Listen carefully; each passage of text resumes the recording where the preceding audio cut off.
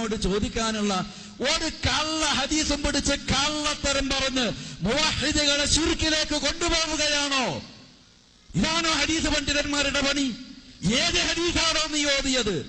ആരാണോ നിനക്ക് ഹദീസ് പഠിപ്പിച്ചു തന്നത്? മരുഭൂമിയിൽ പോയ ജിന്നിനോട് ചോദിക്കണമെന്ന് എവനാണോ നിന്നെ പഠിപ്പിച്ചത്? ആരാ നിനക്ക് ഹദീസ് പഠിപ്പിച്ചത്?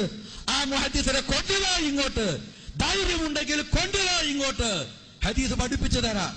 ഹദീസ് പണ്ഡിതന്മാരല്ലാത്ത ഞങ്ങളുടെ മുന്നിലേക്ക് വാ. ഇങ്ങനത്തെ വെല്ലുവിളിപ്പങ്ങൾ എവിടെ കാണരുത്? കള്ളുഷാപ്പിന്റെ മുമ്പിൽ കൊണ്ടുപോടാ അങ്ങോട്ട്, ധൈര്യം ഉണ്ടെങ്കിൽ കൊണ്ടുപോടാ അങ്ങോട്ട്, കുടിച്ച് പിപ്പിരിയായിട്ട്. ഇതൊരു പണ്ഡിതനാ പറയുന്നത്. കണ്ടോ, മരുഭൂമിയിൽ ചെന്നിട്ട് ജിന്നിനെ വിളിക്കാന്ന് കള്ള ഹദീസും പിടിച്ച് കള്ളത്തരം പറഞ്ഞിട്ട് മുവഹിദുകളെ ശിർക്കിലേക്ക് നയിക്കുകയാണോ? എന്നെ കുറിച്ചാ പറയുന്നത്. കേട്ടോ, ഇത് എവിടുന്നാരിയോ? എടവണ്ണ ജാമ്യയിൽ രാത്രി 12-ക്ക് ഞാൻ എന്റെ വീട്ടിലിരുന്ന് ബൈലക്സിൽ ഇങ്ങനെ കേൾക്കാം.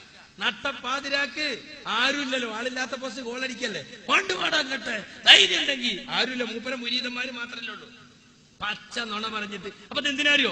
ഞാൻ ശിർക്കിലേക്ക് പോയി, അതിൽ മൂപ്പർക്ക് വമ്പിച്ച രോഷമുണ്ട് എന്ന് കൗൺസിലർമാരെയും മുജാഹിദ് പ്രചരിപ്പിക്കാണ്. കാരണം അതിന് കഴിഞ്ഞ് 2-ാം ദിവസം കൗൺസിൽ നടക്കാണ്. അവിടെ ആളുകൾ ചോദിക്കൂലേ എന്തിനെ പുറത്താക്കി? ഇതൊക്കെ കേട്ടാപ്പോ മൂപ്പർക്ക് എന്തൊരു സങ്കടം കണ്ടോ, മൂപ്പർക്ക് ദേഷ്യം അടക്കാൻ കഴിയുന്നില്ല. സക്കരിയാസനായി ശിർക്കിലേക്ക് നല്ല അഭിനയ, സൂപ്പർ സ്റ്റാർ അഭിനേതാവാ. ചീറേണ്ടടുത്ത് ചീറും, കരയേണ്ടടുത്ത് കരയും. കണ്ടോ, ഇങ്ങനെയൊക്കെ നിങ്ങൾ ആലോചിച്ച് നോക്കൂ. ആരാ അവിടെ മരുഭൂമി ചെന്നാ ജിന്നിനെ വിളിക്കാൻ വേണ്ടി ഹദീദ് കൊണ്ടുവന്നത്? ഈ ദുർബല ഹദീദ് കൊണ്ടുവന്നത് ആരാ? ഖുബൂരികളാണ്. നമ്മളതിന് പണ്ടേ മറുപടി കൊടുത്തിട്ടുണ്ട്. പിന്നെ അത് കുത്തിപ്പൊക്കിയത് ആരാ?